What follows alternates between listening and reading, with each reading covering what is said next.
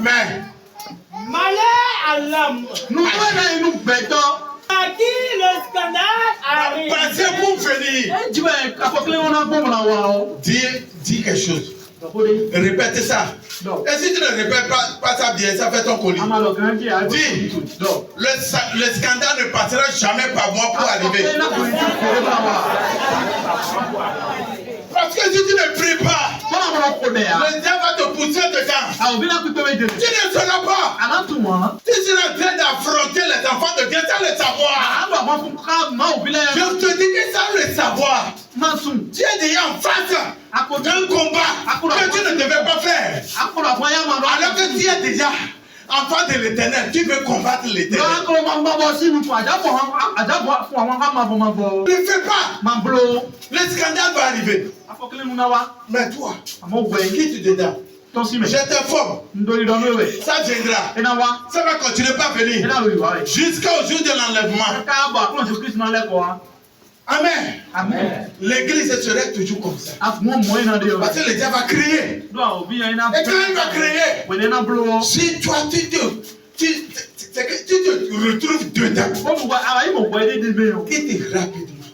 Oh Seigneur, je vais vous apprendre comment quitte dedans. Le scandale, reprends-moi le verset 7. Reprends ça. Verset 7. Malheur au monde. À cause des scandales. À cause des scandales. Car il est nécessaire. Il est nécessaire. Il est nécessaire qu'il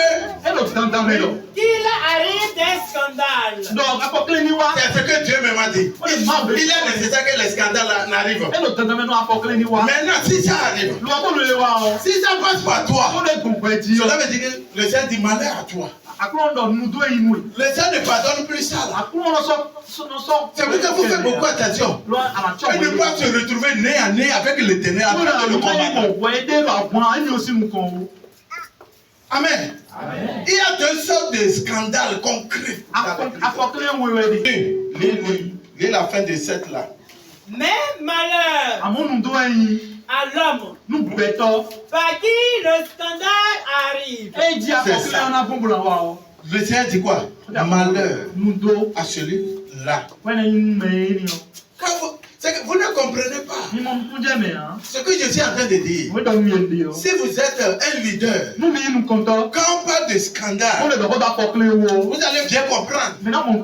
Hey, c'est difficile à vivre.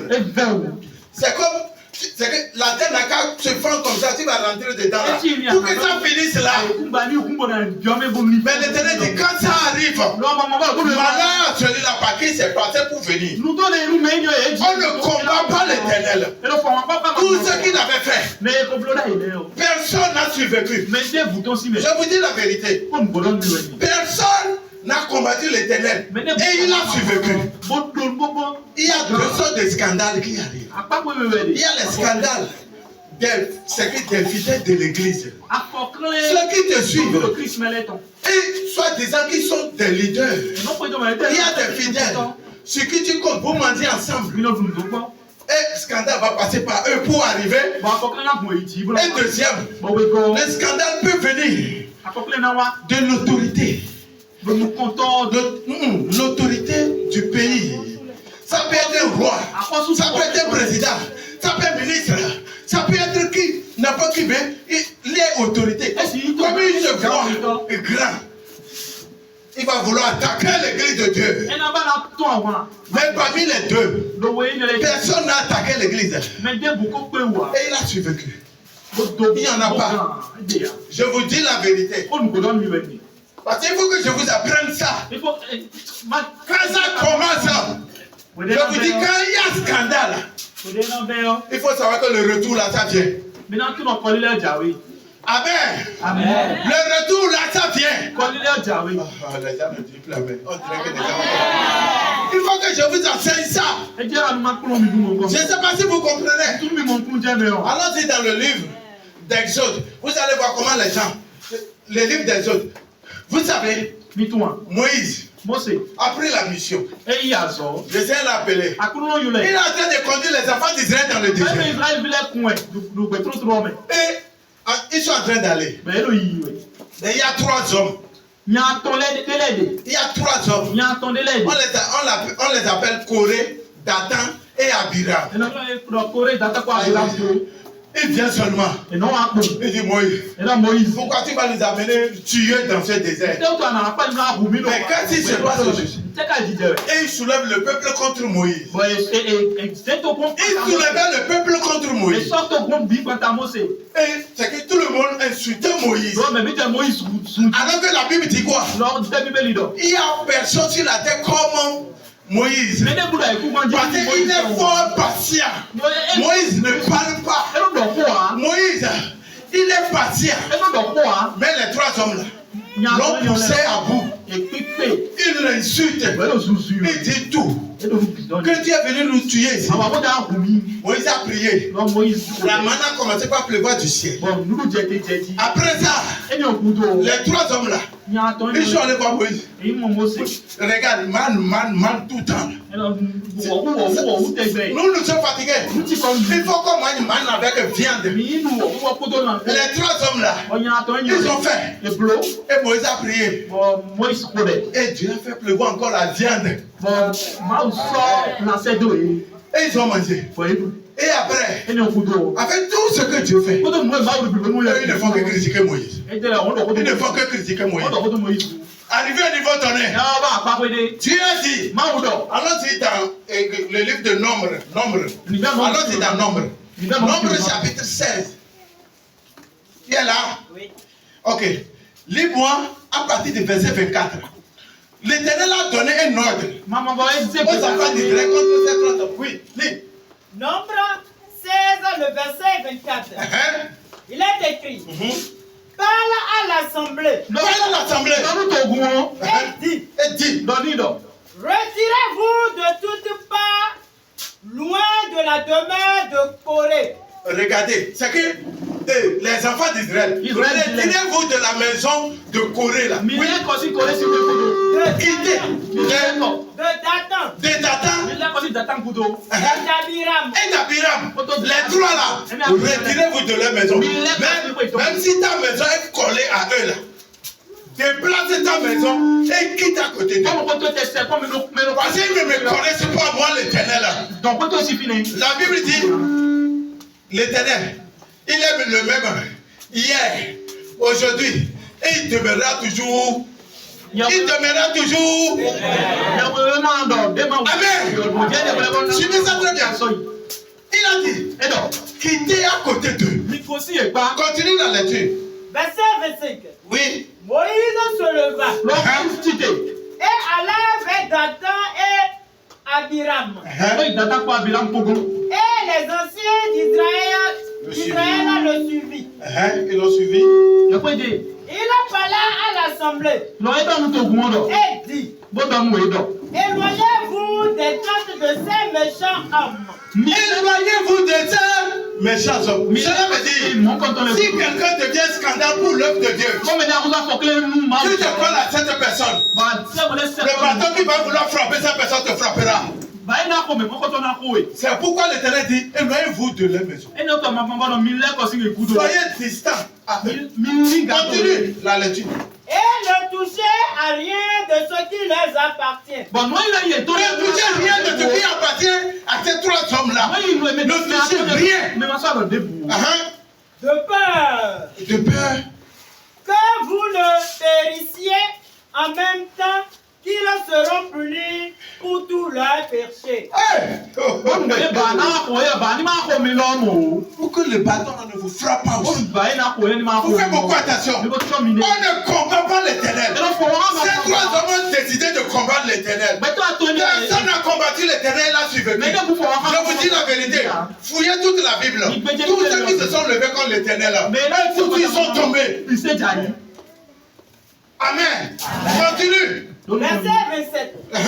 Il se retirait de toutes parts loin de la demeure de Corée. Et tout le monde s'est séparé. Maintenant, ce qui me touche le plus, on va lire ça tout à l'heure, vous allez suivre. Oui, de Dathan et d'Abiram. Dathan et Abiram sortit. Ils sortent, c'est que, regarde, quand Dieu a de se séparer. Ailleurs. Avec tout ce qu'on va faire là. Moïse vous trompe. Et vous aussi, vous vous éloignez. Ça fait votre colère. C'est qu'il se moquait. Continue. Et se tient à l'entrée de leur tente. Avec leurs femmes. Aïe, aïe. C'est ça qui m'a touché. Avec qui? Leurs femmes. Leurs fils. Oh, et leurs petits-enfants. C'est ça qui m'a touché. C'est que le péché des papas c'est retombé sur les enfants et leurs petits-enfants. Continue la lecture. Verset 28. Oui. Moïse a dit. À ceci, vous connaîtrez que l'Éternel m'a envoyé pour faire toutes ces choses et que je n'agis pas de moi-même. Si ces gens meurent comme tous les hommes meurent, s'ils subissent le sort commun à tous les hommes, c'est qu'il meurt comme tous les hommes là. C'est qu'il a vivi à quoi?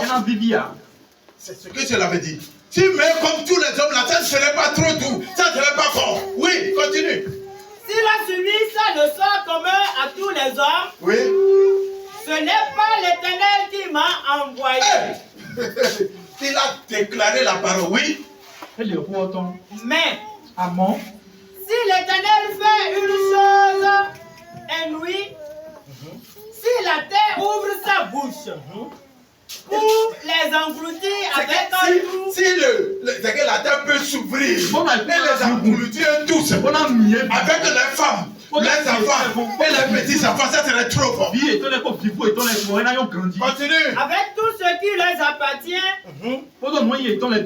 et qu'ils descendent vivants dans le séjour des morts. Ils vont rentrer dans le séjour des morts vivants avant de mourir dedans. Qu'on ne combat pas l'Éternel. Continue, oui. Vous saurez alors que ces gens ont méprisé l'Éternel. Vous saurez que ces gens-là ont méprisé l'Éternel. Ils se sont levés, ils ont méprisé l'Éternel. Ils ont vu l'Éternel comment? C'est leur petit frère. Ils sont en train de faire tout ce qu'ils veulent. Ils sont en train de dire tout ce qu'ils veulent. Maintenant, l'Éternel veut montrer sa colère.